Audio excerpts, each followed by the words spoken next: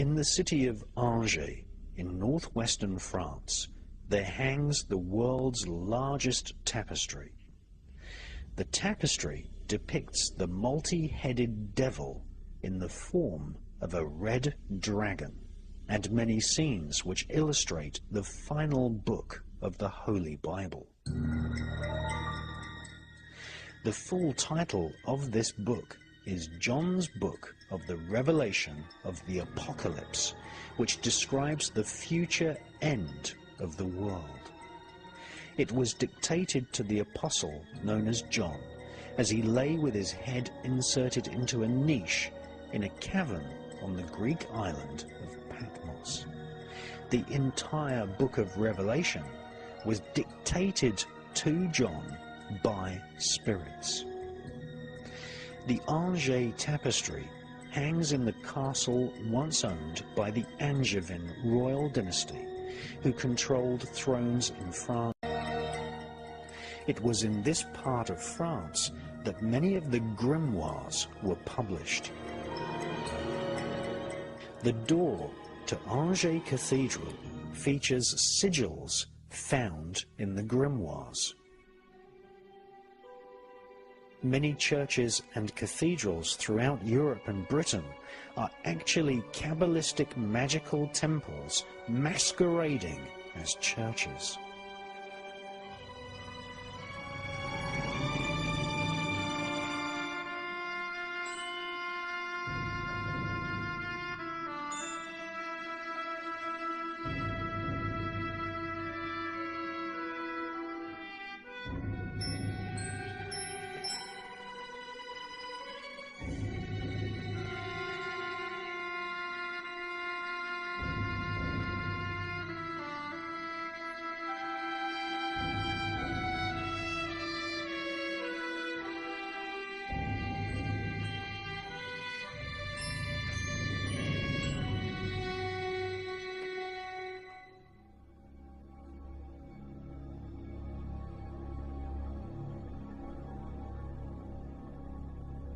French historians claim that black masses have been performed on the altars of churches throughout Europe for centuries.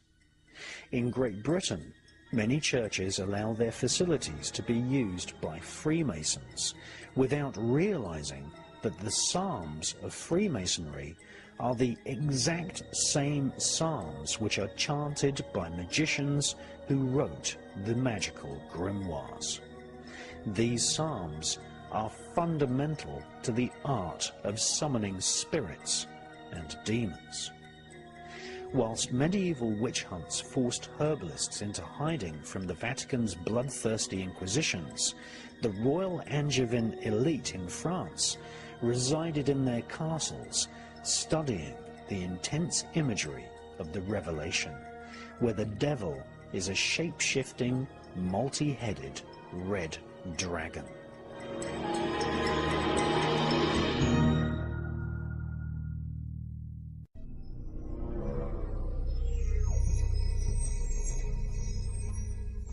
A lot of people have asked me what the demons of the Goetia actually look like, and for the most part they appear in the mind's eye of the magician. It's very rare that you'll have a situation where a spirit or a demon will actually show itself within the magic circle or the triangle of art.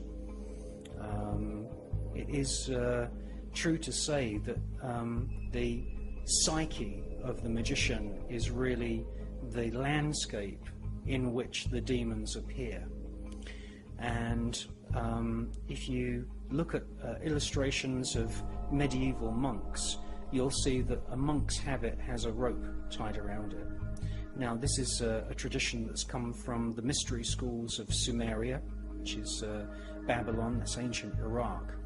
And really it's the Chaldean, Sumerian and Babylonian priests who are the experts in defining what we call high ceremonial magic. And what they used to do is they used to actually create a circle on the ground using a piece of cord. And this circle was really an extension of the aura of the magician, and it was a visual aid to the magician to say to the spirits, this is my domain, this is my aura, and this circle protects me from you. Now, at the end of every single magical ritual, you should actually give the spirits a license to depart. And the most common form of that would be to say to the spirits, leave me now. If you've given the spirits some kind of command or instruction, you say, go forth and do my will, and please leave now. That means leave the temple, leave the ritual space, and leave me alone in good peace. Now, there is always this danger that you're going to invoke or summon a spirit or a demon, and at the end of the ritual, the demon will hang around, and this is when you get spirit possession. This is when things get very, very nasty. And so what the Chaldean, Babylonian magicians used to do is they used to pick up the cord that was used to make the protective magic circle on the ground, and for extra protection for the days after the ritual had ended, they used to wrap the cord around their waists. And this is why very commonly you see illustrations of medieval monks with the long gown. That was very typical of what magicians used to wear, with a cord wrapped around their waists.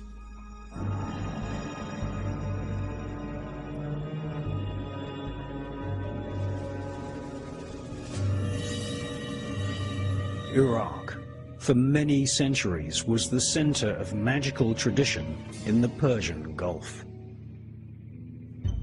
For hundreds of years, thousands of Jewish shamans, today we call them students of the Kabbalah, studied in Fallujah, Basra, and Baghdad. In the 1950s, after the formation of the State of Israel, more than 120,000 Jews emigrated from Iraq.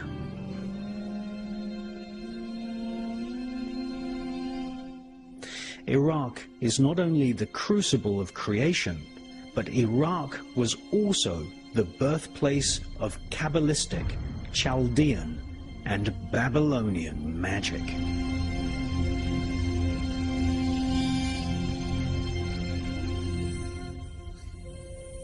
The secret teachings of the mystery schools of Baghdad eventually spread to Egypt, where centuries later the royal pharaohs would use dark mirrors to contact spirits.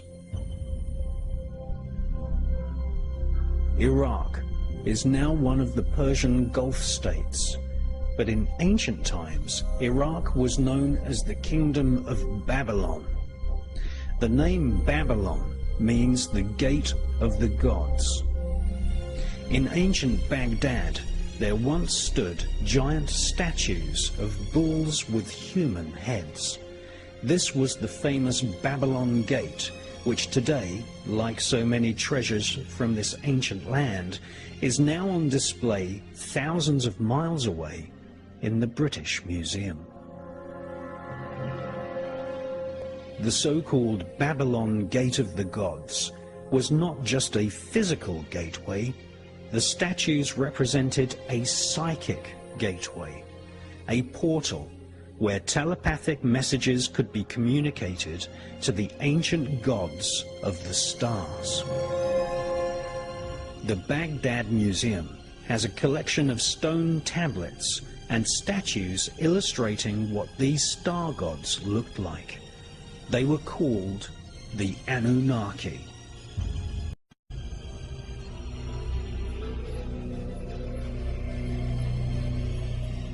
Just recently, thousands of ancient artifacts were looted from the Baghdad Museum, and some of these artifacts, many of them portraying the Anunnaki star gods, have been handed into the authorities, having been dumped on roadsides in the USA.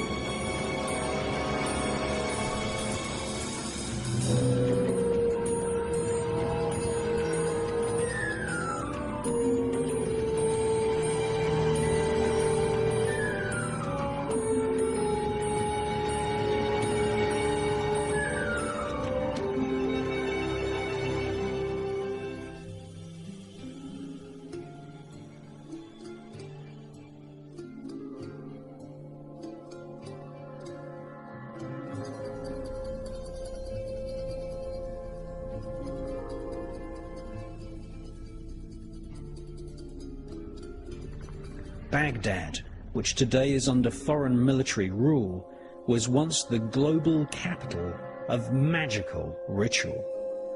Thus, we see in the many museums recently looted in Iraq ancient manuscripts and stone tablets which explain a technique for drawing on the ground a magic circle. This circle was considered by the magicians of ancient Iraq to be a physical representation of the aura of the human spirit. Around the circle, the Babylonian mystics would write the names of spirits which guard the 4 cardinal points of the universe. The mystic would then inscribe in the air a pentagram and stab this imaginary pentagram with a magical sword, banishing any unwanted spirits from the temple. Bait, in the form of little gifts or offerings, would be laid out on a table inside the circle, and the name of the spirit which the mystic wanted to converse with would be chanted. A piece of polished metal or glass was used to see or scry the faces of spirits. This became known as the dark mirror, and it became widely used by magicians working for the Egyptian royals, by the Oracle of Tibet, and also used to divine the most appropriate date for the coronation of Elizabeth I by her royal astrologer, Dr. John Dee. John Dee's dark mirror was recently on display at the Science Museum in London.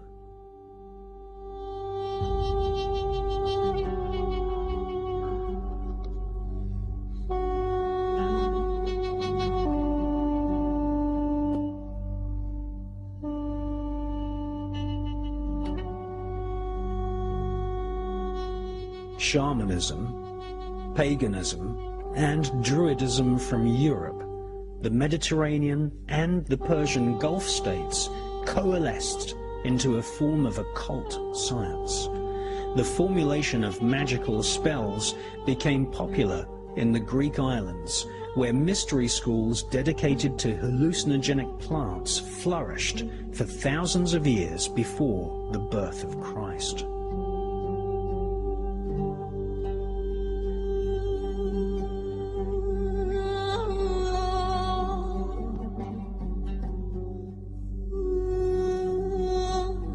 Archaeologists have uncovered magical papyri written in Greek which call forth spirits to aid healing, obtaining visions of the spirit world, exorcism, the attainment of beauty and love, and the destruction of enemies.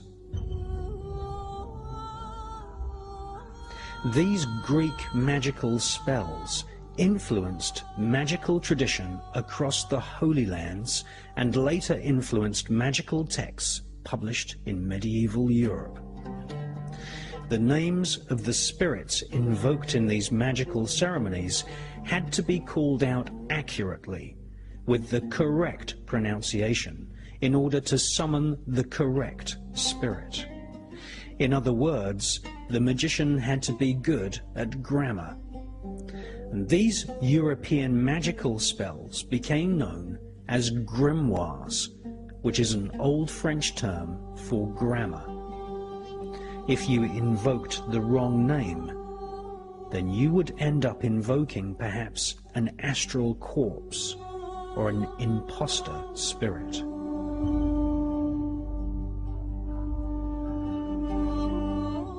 In the writings of Lactantius, he describes the thousands of lost spirits. They are defiled and abandoned demons who roam the face of the earth seeking comfort in destroying men. They fell everything with their tricks and strategies, their deceits and wiles. Lactantius was referring to the incredible seductive power of spirits and demons. If you perform magical ritual well, choosing a time which is most conducive astrologically, and calling the names correctly, then in the mind's eye of the magician, or more alarmingly, in physical plain view, perhaps in the reflections of a crystal ball, or forming a face in the smoke of sacred incense, you will eventually be confronted with the presence of a spirit.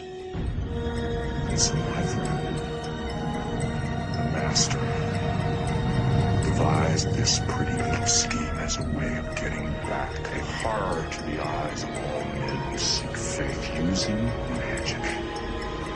It's not enough, you see, to be a spirit. Today, some of the world's greatest libraries have collections of ancient magical manuscripts. Amongst these collections of manuscripts, there are personal diaries of several medieval magicians. Some of these manuscripts, or grimoires, describe that evil spirits, otherwise known as demons, can often first appear in a very seductive appearance. Perhaps these evil spirits will take on the shape of a small lost child. A demon may also appear as an old person or a beautiful person of either gender. A demon can change its appearance at will, and most demons actually appear as grotesque beings which combine facial and physical aspects of both humans and animals. Sometimes they resemble monsters, with aspects of humans and animals all rolled into one ugly being.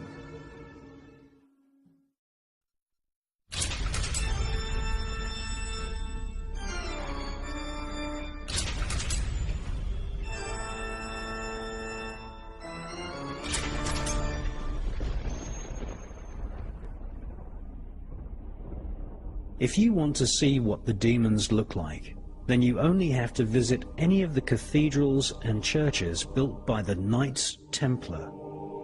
They built churches and cathedrals all over Europe in the 11th, 12th and 13th centuries. So-called gargoyles are actually representations of the demon spirits described in the ancient Book of Howling, otherwise known as the Goetia.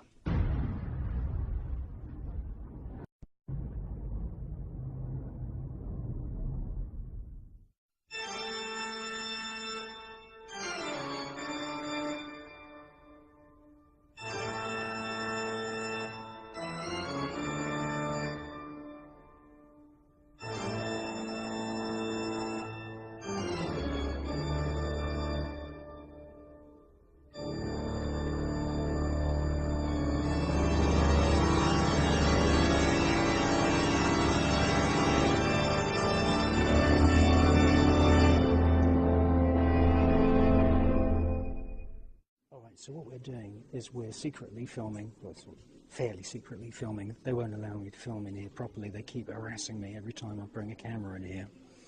And this is a cathedral in the south of France, in a place called Narbonne. And this cathedral, like many other cathedrals, was designed by the Knights Templar and sympathizers of the Knights Templar. Now we know through the confessions of the Knights Templar that they were involved in black magic, and they had idols called Baphomets, and you know, really the big joke about these cathedrals is that people pay thousands of pounds to come on pilgrimages, say from Germany or Yugoslavia or somewhere, and they pay thousands of pounds for a pilgrimage to these cathedrals in the south of France, and people think they're going to have a wonderful Christian spiritual holiday. Well, that's far from the truth. The truth of the matter is that this is a Kabbalistic temple, and it contains carvings of most of the demons that you find in ancient magical scriptures, such as the Ars Goetia, the Testament of Solomon, the Clavicule of Solomon, and many of the other magical texts that have made their way into Europe from ancient Babylon, ancient Chaldea, which is a province of Babylon, and from Sumeria as well. Now, the people that run this cathedral are just basically just scamming people, because there's nothing Christian here at all. You're even hard pushed to find a crucifix. A proper crucifix has got an image of Jesus. Well, these are few and far between in this place.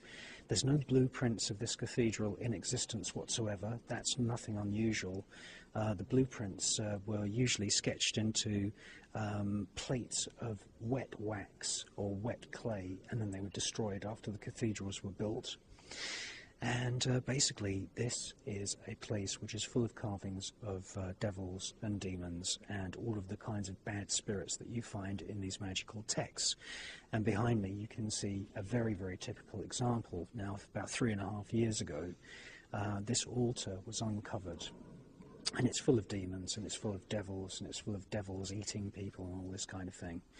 And I filmed it a year ago, and unfortunately a couple of the curators saw me filming it, and they really didn't like me filming it. Now, in the year that's passed since I was here last time researching this particular cathedral, what they've gone and done is they've gone and bleached all of these demonic and devil figures, because when I was here a year ago, they were painted in very gaudy oranges and yellows and blacks and reds and this kind of thing, and it really did look completely satanic and completely demonic.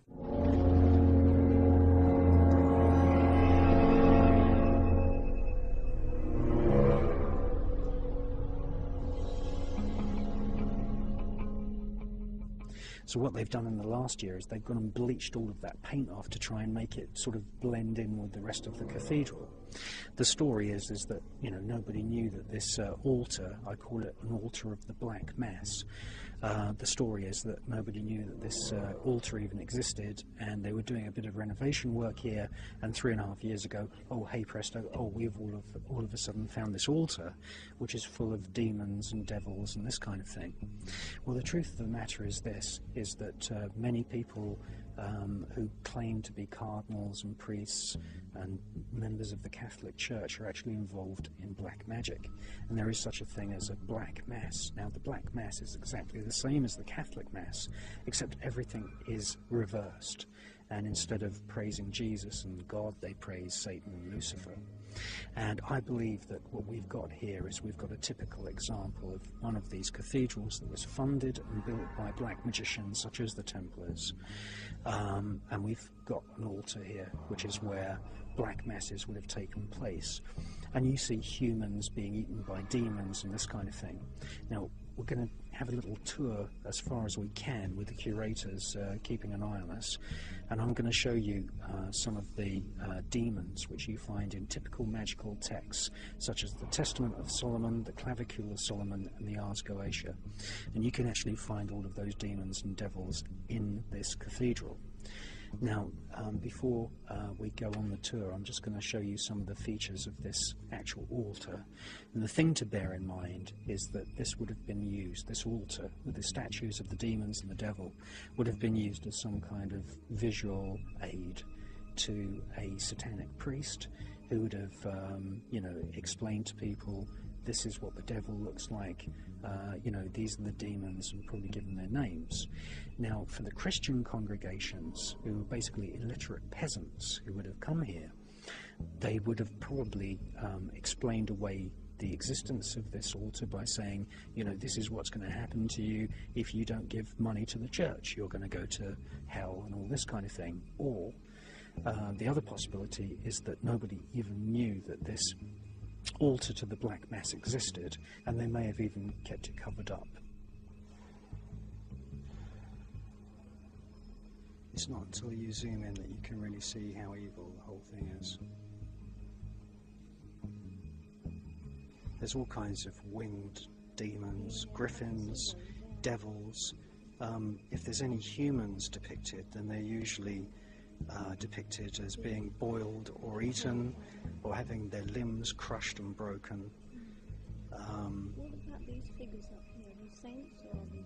Well, they're meant to be, but, you know, it's just basically a cover story for having this evil altar.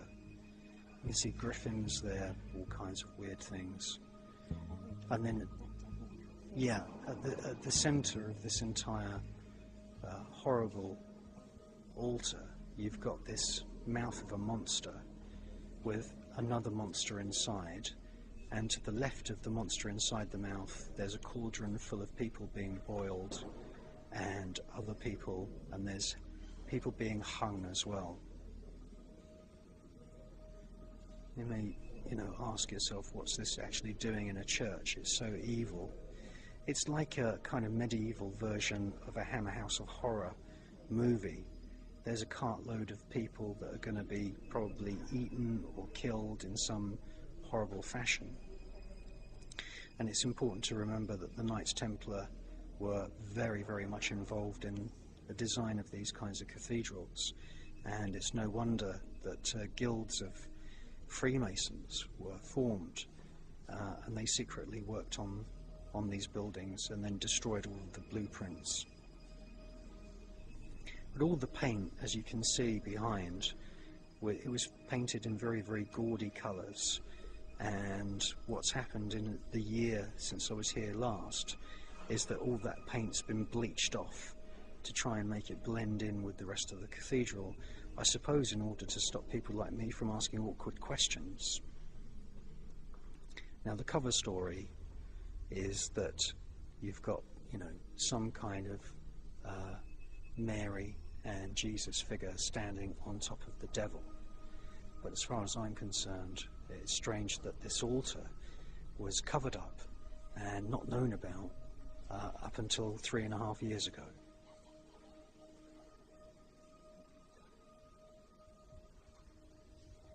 All this says, there's no information about why there's devils here and this kind of thing. It just says that every Saturday you can come and sit in front of these demonic figures and these demonic statues, and you can make cross signs over your forehead and your chest, and you can think that you're sitting inside a Christian church. Well, nothing could be further from the truth.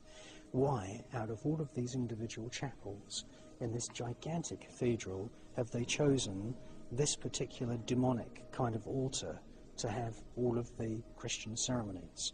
And the interesting thing is that right behind, and I'll just go over there, is that we have some very, very interesting skull and crossbones iconography.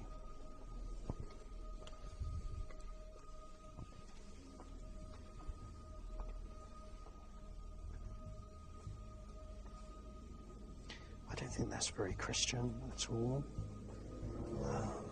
The expressions on these monks, if indeed they are monks, I believe that they could be Knights Templar. As you can see, their expressions are very, very strange.